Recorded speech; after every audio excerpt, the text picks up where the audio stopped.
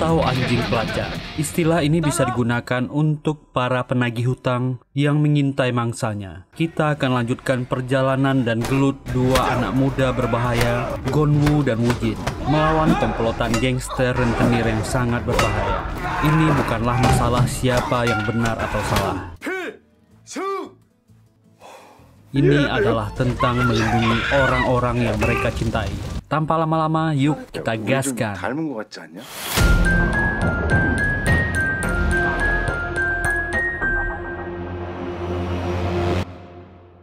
Malam itu di rumah Gonwu, ibunya sedang tertidur. Masih ingat dengan niat Han Jumin yang ingin menculik ibu Gonwu. Ternyata Monjong dan kedua temannya yang diutus untuk menculik ibu Gonwu. Tak butuh waktu lama mereka berhasil membawa wanita ini. Dan Pak Choi sudah menelpon dua anggotanya. Veteran ini sudah di sana dan menghajar ketiga orang ini.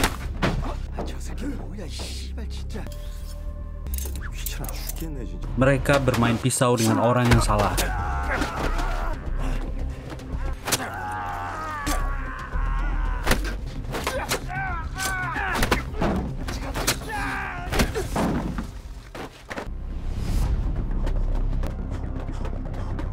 Myeongjong yang melarikan ibu Gonwu memilih membuang targetnya dan melarikan diri.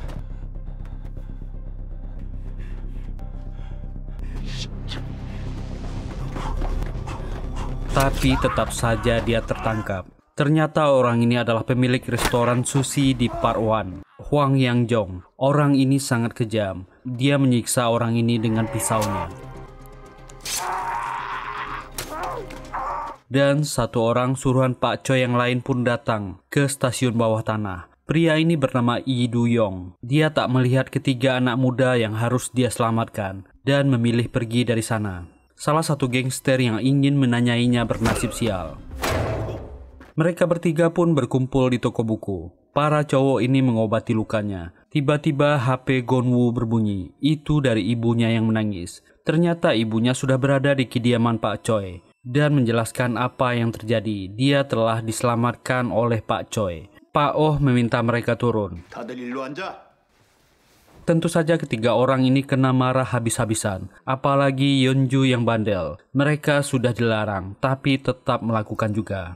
Mulai sekarang mereka dilarang ikut campur. Pak Choi sudah punya timnya untuk membereskan ini. Ini adalah perang. Biar orang dewasa yang menyelesaikannya. Dan menyuruh Yeonju untuk mengantarkan ibu Gonwu ke panti. Lebih aman di sana. Pak Choi memiliki dua asisten pemecah masalah, Yang Jong dan Du Yong. Mereka lah yang biasanya melakukan kegiatan barbar dan gelap kelompok gangster Pak Choi. Yang Jong berkata, masalah dengan Myeonggil harusnya selesai dari dulu. Dia dan Du Yong akan membereskan dan menangkap Myeonggil. Besok dia dan Du Yong akan mulai bergerak. Dia akan bereskan satu persatu. Pak Choi memberi perintah asisten Oh agar mencari tahu detail pasukan Myeonggil. Pak Choi sangat kesal dengan kondisi badannya. Dia membuka berangkasnya. Ini adalah pistol kesayangannya dulu. Untuk mengangkat pistol saja dia sudah kepayahan sekarang. Myeonggil sampai di rumah sakit. Dia akan menjenguk keadaan anak buahnya. Dokter mengatakan ada beberapa orang yang tendonnya terluka parah. Ketiga orang ini melaporkan bagaimana hebatnya orang-orang yang menyerang mereka. Kedua orang itu sangat cepat. Salah satunya menggunakan pisau untuk memotong sashimi. Myeonggil langsung mengerti situasinya. Dia mengenali orang-orang ini. Dia akan mengadakan rapat darurat siang ini. Restoran sashimi. Asisten Yang Jong yang bernama Mindong berniat ingin ikut membantu bosnya menyelesaikan masalah ini. Dia juga dulu adalah gangster yang menakutkan. Tapi Jang Yong melarangnya. Dia cukup menjaga restoran ini. Jang Yong bersiap-siap. Dia akan bergerak. Hari itu dia akan bertemu dengan teman lamanya, Du Yong. Mereka sudah lama tak bertemu. Tapi pada masanya mereka lah yang berada di sisi Pak Choi, yang membuat kelompok gangster mereka sangat ditakuti. Du Yong memberikan laporannya. Skala kelompok Smile Capital cukup besar. Ada kasus aneh. Il Group meminjam uang kepada mereka untuk pembangunan hotel. Ini sangat aneh. Tak mungkin grup kaya melakukan itu. Jang Yong yakin pasti Myeonggil sudah menipu Il Group. Dendam ini sudah terlalu lama mereka biarkan. Pak Choi sudah memberi izin mereka untuk bergerak. Rapat darurat Smile Capital diadakan. Myung-gil menceritakan bagaimana menakutkannya kelompok Choi Tae-ho pada zamannya. Dulu ada perusahaan konstruksi yang meminjam uang 10 miliar kepadanya. Karena perusahaan ini dilindungi kelompok gangster yang cukup besar, mereka tak mau membayar. Hasilnya dalam semalam kelompok gangster ini musnah. Ada 2 ahli yang sangat menakutkan di kelompok Choi. 1 orang ahli pisau, satunya lagi master bela diri. Dulu setelah dia menyingkirkan Pak Choi, dia dan Bom berusaha menghabisi kedua orang ini. Tapi dia ragu melakukannya, karena dia pun takut kepada 2 orang ini. Akhirnya dia berhasil memisahkan mereka dan memojokkannya. Jika mereka bersatu berdua, itu adalah hal mustahil. 2 orang ini adalah legenda. Banyak hal yang menakutkan yang mereka lakukan ketika muda. Tapi kali ini dia yakin akan menuntaskan dendam lama. Target mereka adalah toko buku itu. Dia yakin Pak Choi bertambah kaya sekarang. Langit sedang membantu mereka. Mereka akan menguras uang Pak Tua ini dan menuntaskan dendam lama. Gonwoo dan Woojin dengan ditemani Hyunju mengecek panti asuhan yang akan ditinggali ibunya. Itu bagus dan aman untuk tempat persembunyian sementara. Sementara Du-yong mulai bekerja mencari tentang Smile Capital. Juniornya yang berada di luar segera memberitahu.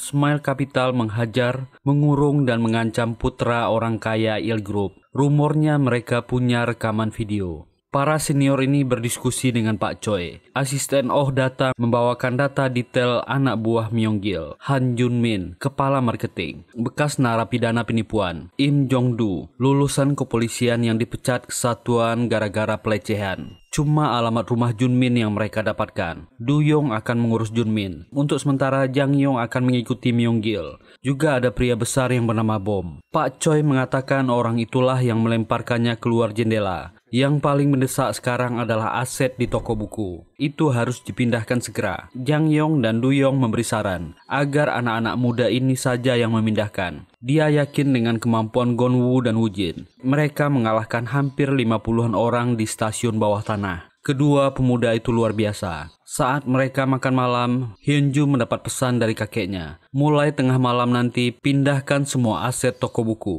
Sementara Du-yong masuk ke komplek perumahan Junmin, menyelidiki kebiasaan orang ini. Dan Jang Yong mulai mengikuti dan mengintai Myung-gil. Alarm Hyunju berbunyi. Inilah saatnya pemindahan. 3 anak muda ini bergerak dengan 2 mobil.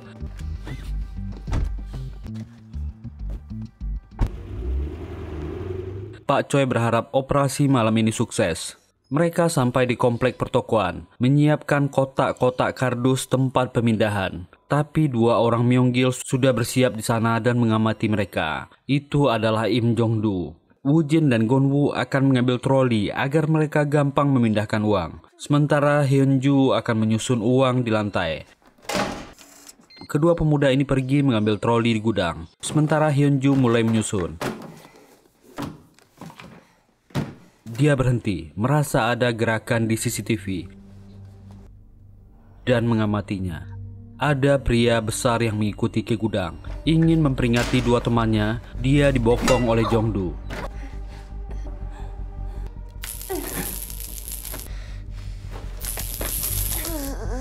Di sentrum dan di borgol. Pintu gudang tiba-tiba dibuka. Bom sudah di sana. Gonwoo memberi peringatan. Ini pria besar yang menghajarnya dulu. Siap-siap untuk bertarung. Dan tinju itu bergema dan bekerja sama.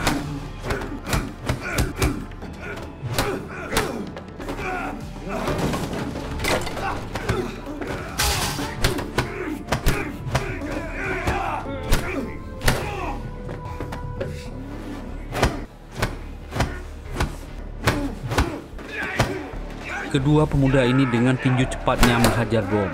Tapi orang besar ini sangat tangguh dan tenaganya besar. Dia masih bisa tertawa setelah dipukuli.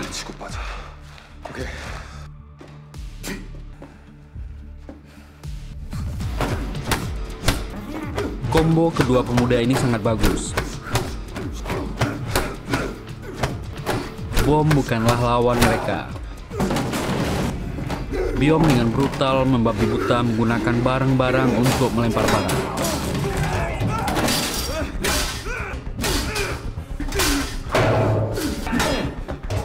Hampir saja Woojin lewat.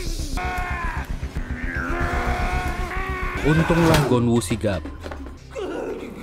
Gonwu membalas sakit hatinya dan menghajar Bom sampai pingsan.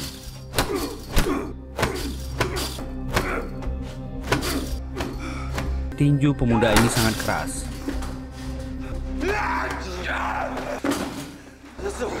Sementara Hyunju sadar dari pingsannya dan memberontak.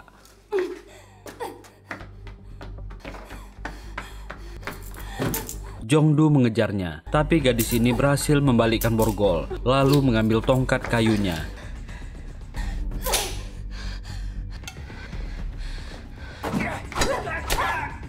Dan sekarang itu seimbang.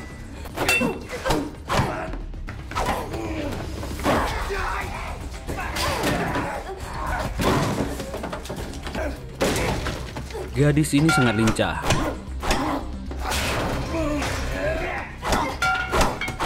Hyunju menghajar Jongdu sampai pingsan, mengambil kunci dan memborgol orang ini. Hyunju segera datang ke gudang dan mereka bertiga mengikat orang ini, lalu cepat-cepat kembali ke toko. Ternyata Jongdu berhasil melepaskan diri. Borgol itu terpasang di pipa plastik sehingga orang ini bisa lolos. Ternyata Jongdu sudah sampai di mobil dan segera melapor kepada bosnya. Dia terluka parah. Uang gagal mereka dapatkan dan Bom tak bisa dihubungi. Tentu saja Myung-gil sangat marah mendengarnya. Apalagi Jungdo ingin ke rumah sakit dulu mengobati lukanya. Dia menyuruh hubungi orang yang bernama Mr. Jung. Orang ini adalah tangan kanannya. Tambah anak buah habisi semua yang di toko buku. Dia mengancam Jongdu. Jika gagal, lehernya yang jadi taruhan. Inilah Mr. Jung, mantan juara MMA. Algojo terpercaya Myung-gil dan puluhan anak buahnya menyerbu ke sana. Ketiga orang ini dengan cepat berkemas dan buru-buru memasukkan uang. Mereka bekerja dengan kecepatan penuh. Ada satu lagi brankas yang harus dibawa. Woo-jin akan menemani Hyunju. Sementara Gonwu harus siap-siap menunggu di mobil. Begitu brankas dibuka, Woo-jin kaget melihat potongan emas dan uang dalam bentuk dolar. Jongdu sedang menunggu dan Mr. Jung datang, mengejek Jongdu yang babak belur. Dan akhirnya mereka selesai berkemas, menuju ke mobil.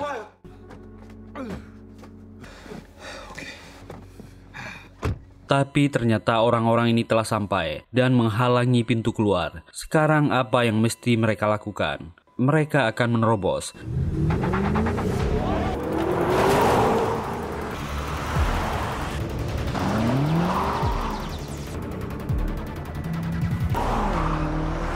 Dan kejar-kejaran di jalan raya terjadi. 그럼 내가 사인 주면 치고 나가? 해볼게. 지금 치고 나가!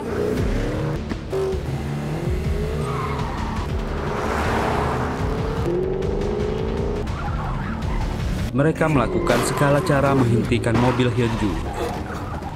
Tapi gadis ini sangat jago. Mobil Jongdu hancur. Tapi mobil Hyunju juga bermasalah. Kecepatannya menurun.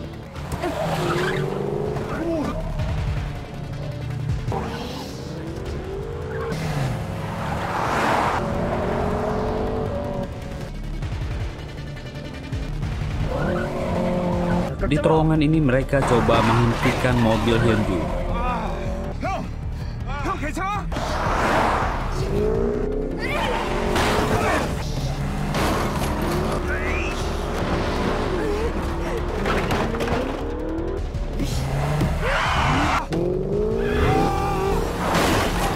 Dan akhirnya jalan terhalang oleh mobil para gangster ini. Hyunju mendorongnya.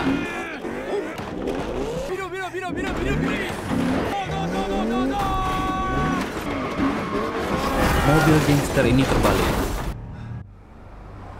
Tapi kendaraannya juga rusak parah. Mereka memindahkan barang dan terpaksa berlari dengan sekuat tenaga. Karena bebannya berat, mereka berdua kepayahan. Dikejar oleh para gangster yang baru datang. Akhirnya kedua orang ini terpaksa membuang tas dan beberapa kardus ditinggalkan. Para gangster ini sangat marah, buruannya lolos. Yang Jong melapor kepada Pak Choi. Hasil mengikuti Myung-gil berapa hari ini. Banyak orang yang berhutang kepada Myung-gil. Ada atlet, artis, dan politisi. Pak Choi merasa sangat menyesal. Dulu dia menerima Myung-gil bekerja untuknya, tapi dia malah berkhianat dan meminta maaf kepada Yang Jong. Harusnya dia mengizinkannya dulu ketika akan menghabisi Myung-gil. Tapi masa lalu ada untuk disesali. Semoga masa depan lebih baik. Jang Yong berkata sampai kapanpun dia siap mengorbankan nyawanya, dan dia mendapat telepon dari ketiga anak muda itu. Aset di toko buku berhasil mereka selamatkan, tapi semua uang dan emas di berangkas hilang. Pak Choi mengatakan itu tak masalah, asal ketiga anak itu baik-baik saja. Orang bernama Bom berhasil mereka tangkap. Pak Choi memberi perintah agar Duyong ke sana untuk menghabisi orang ini. Byom sadar dari pingsannya, berusaha sekuat tenaga membuka ikatan di tangan dan di kakinya. Dia berhasil lepas. Harga dirinya sangat terluka, dihajar dengan sangat parah oleh dua anak muda tadi. Duyong pun sampai ke sana, tapi dia terlambat. Byom sudah melarikan diri. Ketiga anak muda ini kembali membawa aset. Jang Yong memuji mereka. Dia menghentikan Woo Jin, memerintahkan agar besok siang dia dan Gon Woo datang ke restoran. Pak Choi sangat bersyukur. Mereka bertiga baik-baik saja. Uang yang hilang itu tak masalah, asal mereka tak terluka. Itu sudah cukup. Duyong pun telat. Byom berhasil sampai di rumah sakit duluan. Sementara Jongdu memberi laporan, keadaan Bom terluka parah, telinganya luka parah karena pukulan. Myung-gil sangat marah. Dia memerintahkan Jongdu untuk melacak nomor polisi orang-orang ini. Bagaimanapun dia harus mendapatkan alamat orang-orang ini. Junmin diusir dari ruangan itu, dan Myung-gil memarahi Jongdu karena meninggalkan Bom di sana. Untunglah dia berhasil selamat. Dia yakin orang-orang ini akan mengincar Bom di rumah sakit. Tambah anggota di sana dan Dani sebagai pasien. Dan ikuti Han Junmin, dia pasti sedang diincar juga. Mungkin saja orang-orang Pak Choi sudah mendapatkan alamatnya. Myung-gil sudah mengira Duyong akan mengincar Junmin. Jongdu harus memerintahkan anak buahnya untuk menjaga Junmin.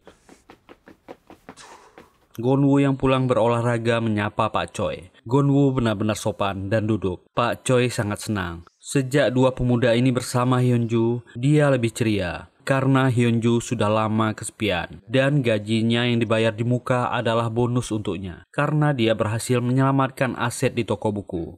Pak Choi ingin Gon Woo dan ibunya pindah ke Pulau Jeju, dan buatlah kafe baru. Dia akan berinvestasi penuh. Tapi Gon Woo ingin menuntaskan masalah ini. Dia akan mengikuti ini sampai akhir, membantunya menangkap Myung-gil. Pak Choi pun mengizinkan. Siang itu di kedai sushi, Yang Jong memberi mereka makan sushi dengan potongan pisaunya sendiri. Woo Jin yang pernah bekerja di restoran tahu banyak tentang hidangan sashimi.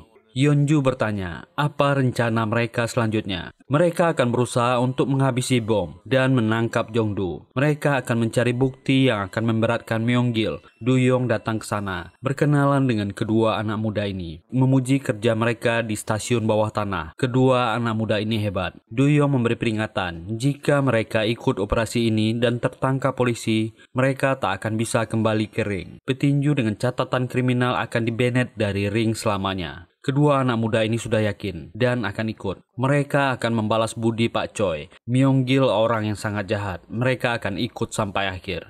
Akhirnya ketika tahu Yang Jong adalah mantan marinir, mereka segera memberi hormat. Woo Jin tak mau menurunkan tangannya. Terpaksa Yang Jong memberitahu dia angkatan 571. Rencananya adalah Duyong akan membereskan Han Jumin dan tim kedua akan mengejar Jongdu. Mereka akan bergerak diam-diam karena kalah jumlah. Tugas kedua anak muda ini akan bersama Yang Jong. Mereka akan menangkap Jongdu. Malam besok misi akan dilaksanakan. Tapi Hyunju bertekad juga ikut. Dia akan ikut dengan Duyong karena dia jago mengendarai motor. Mereka terlihat mirip. Motor disiapkan. Duyong membawa Hyunju untuk memilih motor.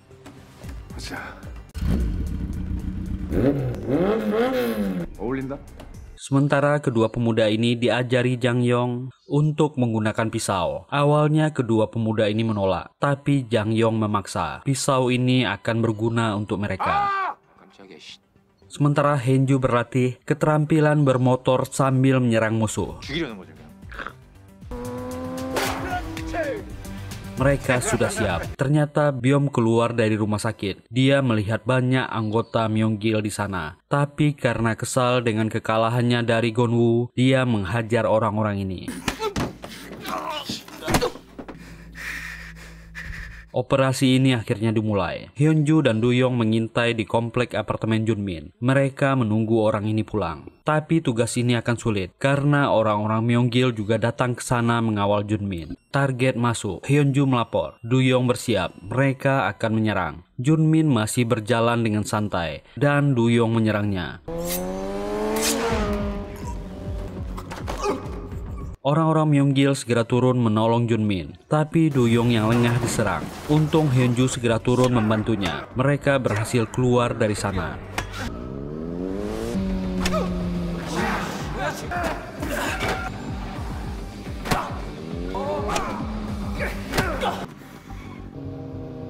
Sementara Yang Jong dan kedua pemuda ini bersiap di luar rumah sakit. Mereka masih menunggu. Telepon Duyong pun masuk, melaporkan dia sudah berhasil. Yang Jong bergerak. Mereka bertiga turun dan akan menyerang. Lalu memasuki rumah sakit dengan tujuan mencari Jongdu. Mereka melihat target masuk lift dan mengejarnya lewat tangga darurat. Mereka tepat waktu dan menyerang Jongdu lalu membawanya.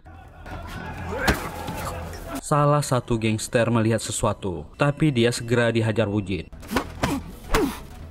Dua misi itu sukses. Pak Choi mendapat laporan, Jongdu berhasil ditangkap dan dibawa ke gudang rahasia. Mereka semua akan berkumpul di sana. Kedua pemuda ini lega melihat Hyunju baik-baik saja. Dan orang ini diikat. Interogasi akan dimulai. Pak Choi pun menelpon. Dia akan datang dalam 5 menit. Suruh ketiga anak muda itu juga menyaksikan interogasi. Myonggil yang mendapat laporan segera datang ke rumah sakit. Dia melihat CCTV menyaksikan detik-detik Jongdu diculik oleh 3 orang. Myonggil mendapat laporan Junmin koma. Dia memerintahkan Mr. Jung untuk mencari orang yang menyerang Han Jumin. Sementara interogasi dengan penyiksaan itu akan dimulai. Kedua pemuda ini datang membawa air garam. Mereka tak boleh pergi dari sana. Disuruh menyaksikan interogasi. Ini perintah Pak Choi. Dan Yang Jong memulai ancamannya. Penyiksaan dimulai. Jika orang yang sudah menderita, dia akan membuka mulut. Ketiga anak muda ini bergidik menyaksikan penyiksaan itu. Hyunju pun tak tahan dan muntah di luar. Pak Choi dan asisten Oh sampai di sana.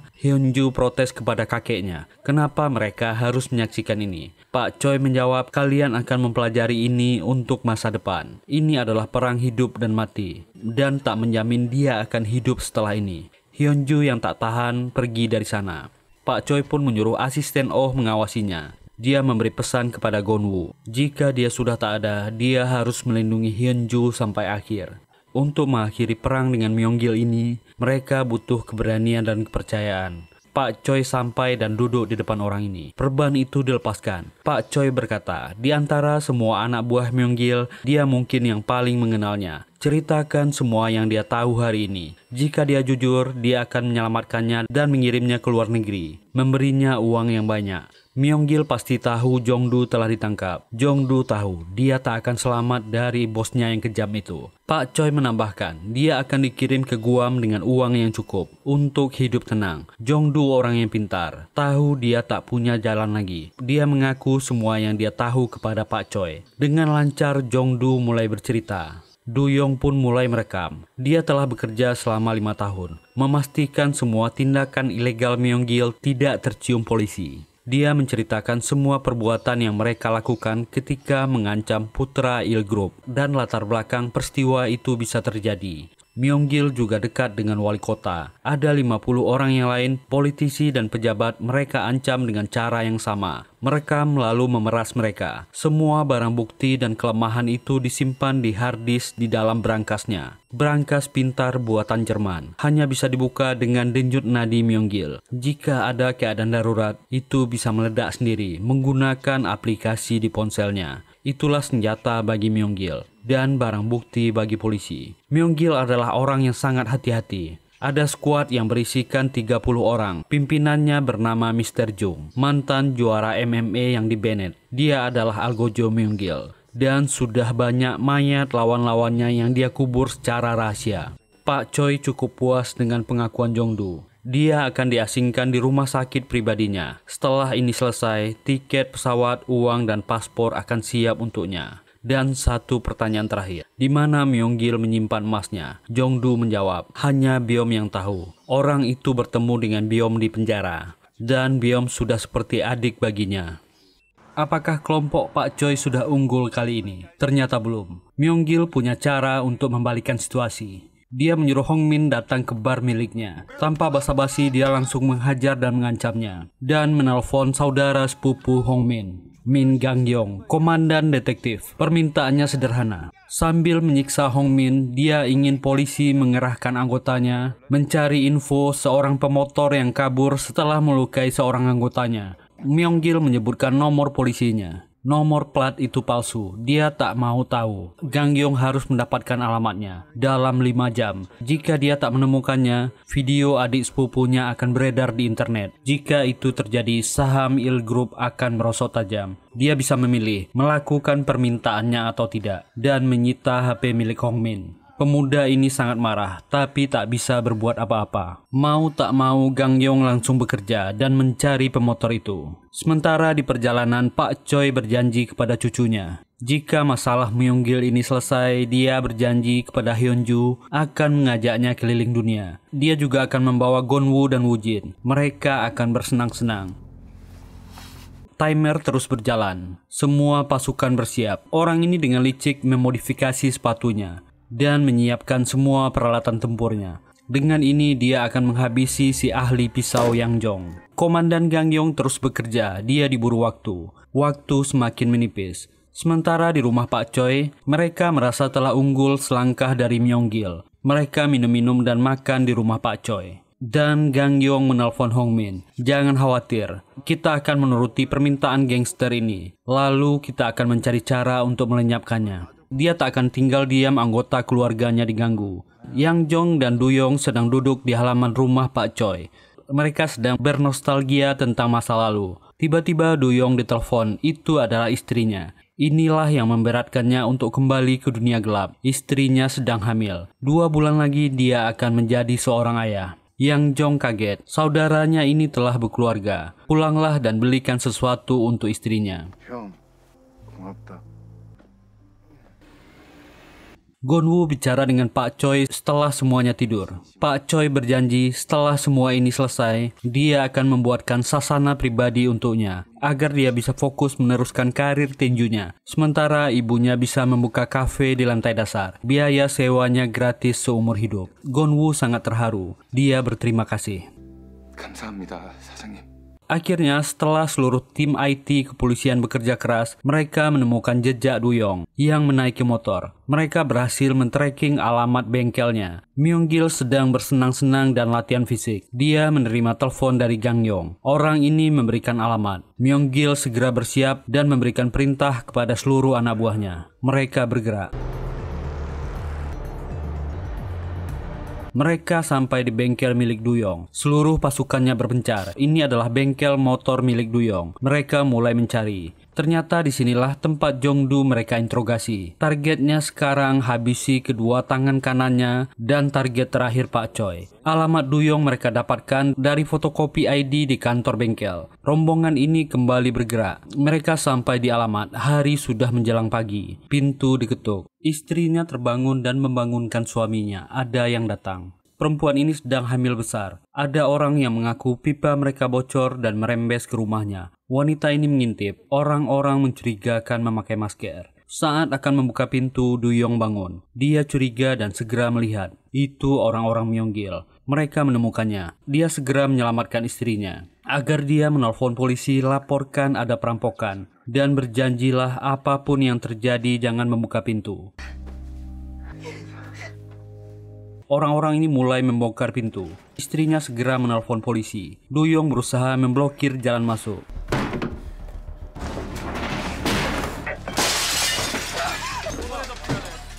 Duyong menyerang, memulai pertarungan dengan puluhan gangster ini.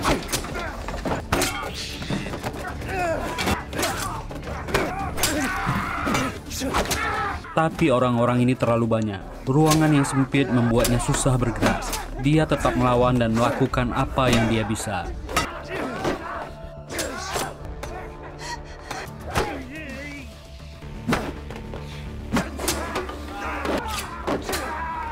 Tapi itu berakhir dengan sebuah pukulan keras. Kepalanya terluka parah. Myong-gil dan Beom masuk. Myung-gil berjanji, jika dia memberitahu alamat Yang Jong, dia akan membiarkan istrinya hidup. Pilihan yang sangat sulit dan pahit. Dengan menangis sedih, Du-yong terpaksa memberitahu.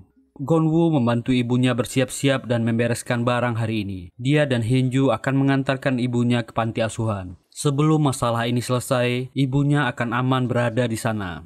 Yang Jong sampai di restoran sushi miliknya. Dia memanggil asistennya Min Dong. Sebenarnya orang ini telah tiada. Yang Jong bersiap-siap memakai baju kokinya. Saat itulah Myung-gil masuk dan mengucapkan salam. Yang Jong bertanya bagaimana dia menemukannya. Temannya Du-yong yang memberitahu, itu adalah pertarungan hidup dan mati. Dengan sepatu pisaunya, orang ini dengan licik menyudutkan Yang Jong.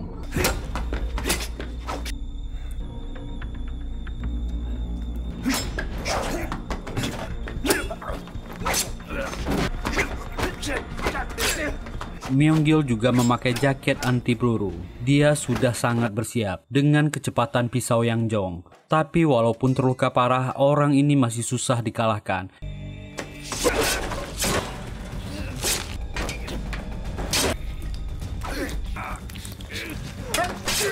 Myung-gil terdesak. Orang licik ini berhasil membalikkan situasi dan menghabisi Yang Jong.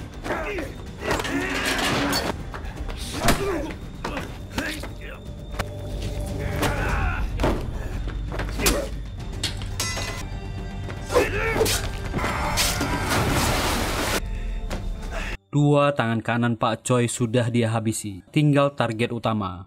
Rombongan ini kembali bergerak. Mereka sudah menemukan alamat rumah Pak Choi. Rombongan orang-orang ini turun.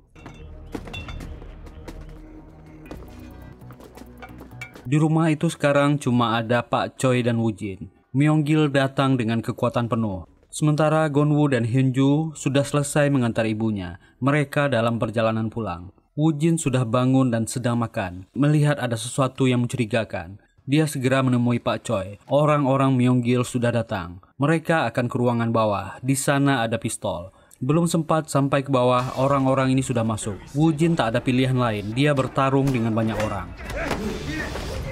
Pak Choi berhasil sampai ke ruangan bawah. Woo-jin pun seorang diri menghadapi puluhan orang ini.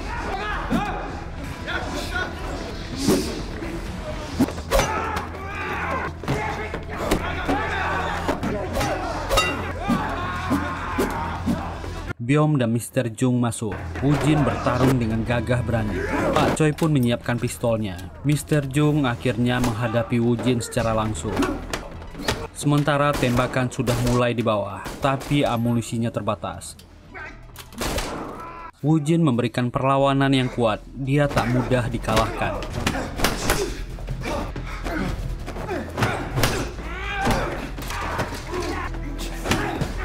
Tapi orang-orang ini bermain curang dan menusuk Woo-jin dengan pisaunya.